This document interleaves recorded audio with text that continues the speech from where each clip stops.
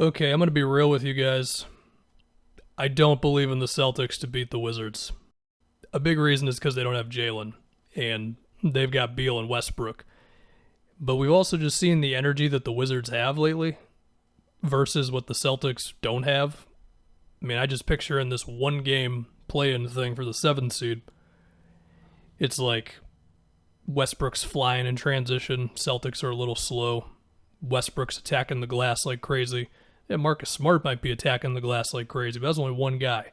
And I just feel like it's going to require a level of energy that the Celtics have not proven to sustain this season. And it's not just in the sense of like attacking the glass, but it's setting screens, it's rotating really hard on defense, it's being awake on defense and communicating and you pointing all over the floor about what to do, like trapping the ball. Like the Celtics just have so many moments this year where they're just dead. And then they have like a 5-minute stretch where they're really awake.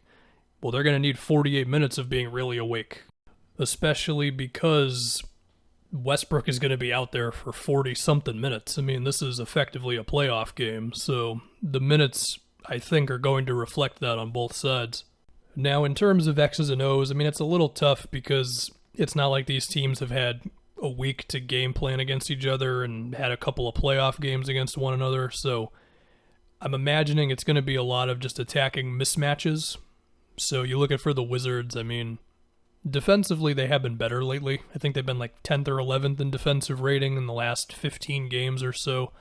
Not that they have one guy who's like really carrying it. I mean, Gafford has been big for them. Lopez is still pretty all right defensively. Alex Len at least stands in front of the rim pretty okay. In terms of minutes for those guys in this one game, I have no idea. We'll see.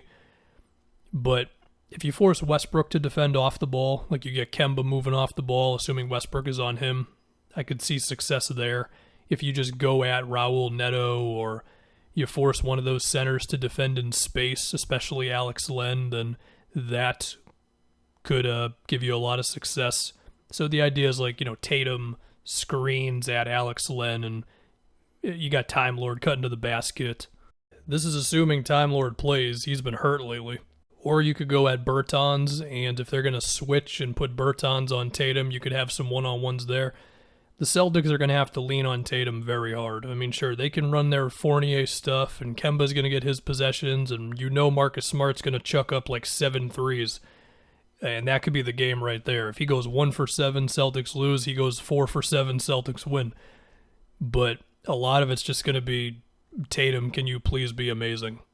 As far as the Wizards' defensive game plan for Tatum, I mean, load up on him is what I would say. Just force Tatum to be a passer, and he's gotten better, but he's still not great. There's definitely times where he doesn't notice the open guy, or he notices him too late. In terms of a one-on-one defender for Tatum, honestly, it might be Isaac Bonga, but he's barely played. And besides that, I don't really know. So for the Celtics defending the Wizards, the obvious question is, who does Marcus Smart defend? I don't know. Between Beal and Westbrook, there's a case to be made for either one. You could say Westbrook is really what drives this Wizards team, and when he is playing at his energy and flying in transition, that really wakes them up. You could also just say Beal's the best player. Neither one is wrong. So in terms of which one Smart should really defend, I don't know. Take your pick. I think the next question is, who can the Celtics ignore that will allow them to bring extra attention to Beal and Westbrook? Well, it's definitely not Bertans, so I imagine he's going to play a lot. Neto is a good shooter, but he's not the most willing one. Rui, his three-point shooting, it's better than his rookie season. He's still naturally more of an inside scorer, and I do think Rui could be a big X factor in this game where I could picture the Wizards completely forgetting he's out there, and I could also picture him finding a way to score 20 points. And that would mainly be through attacking closeouts, cutting, offensive rebounds, being in the right spot to get fouled, that sort of thing. But I do think the Celtics are going to try to ignore him because his shooting is still not good enough to where you have to stay glued to him. I imagine they're going to try to ignore the big guys when they're out there. You put him in the dunker spot, that makes it a little tougher. But there's still ways of basically not caring about them to load up on Beal and Westbrook. But yeah, with the way this season is going for the Celtics, taking the Wizards, man. I don't know. Bertans going to make 9 threes or something. Like, that's what's going to happen. That's just where I'm at with this Celtics season. I guess I can talk about the Pacers Hornets a little bit. This one, I really have no idea.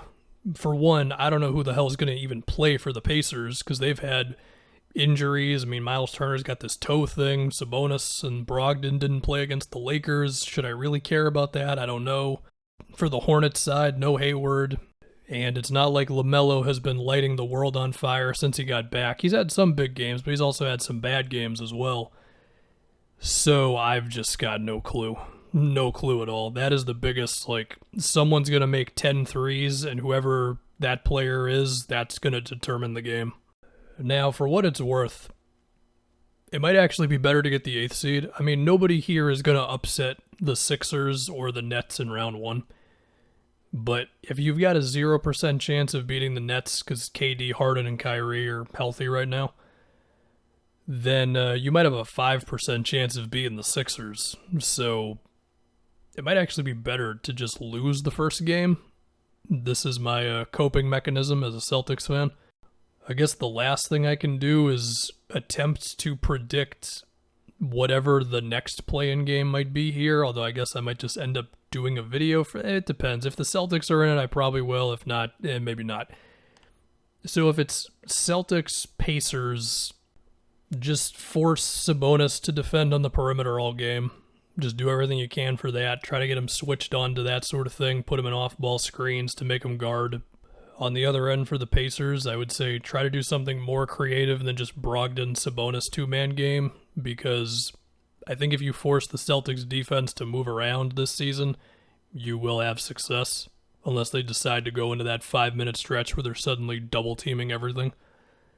If it's going to be Wizards, Pacers, I think Miles Turner being there would be the big swing thing, because if he's there, then it's going to be tougher for Westbrook to do what he wants to do around the basket if he's not there.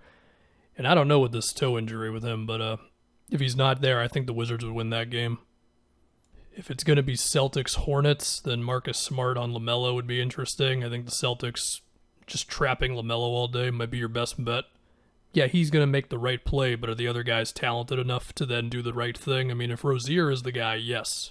Outside of that, you know, if you're daring Miles Bridges to make a play, I think you can feel pretty good about that.